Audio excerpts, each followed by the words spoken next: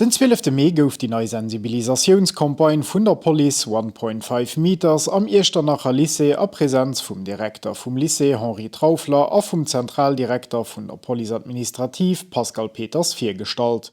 Ziel vun der Kampagne erklärte Verkehrsexpert vun der Police André Schack. Sechste Bit vun dem Projekt, dat man gern die 1,5 Meter seitlich Distanz, die den motorisierte Verkehr soll anhalen, wann den Cyklist iwwerhëlt, thematiseieren. Das ist eng Disposition, die seit 2018 am Kotlerroute drasteht.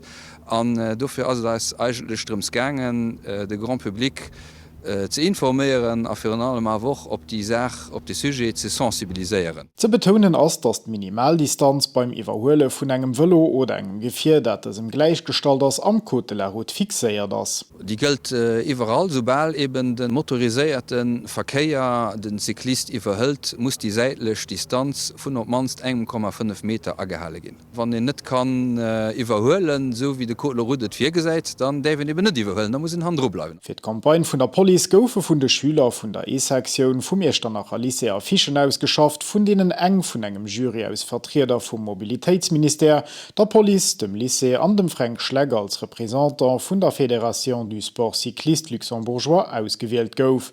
Wir soen de Schüler, déi Projekt mat geschafft hun, merci fir hire Unterstützung. Méi zu dieser Kampagne fandt ihr op police.lu.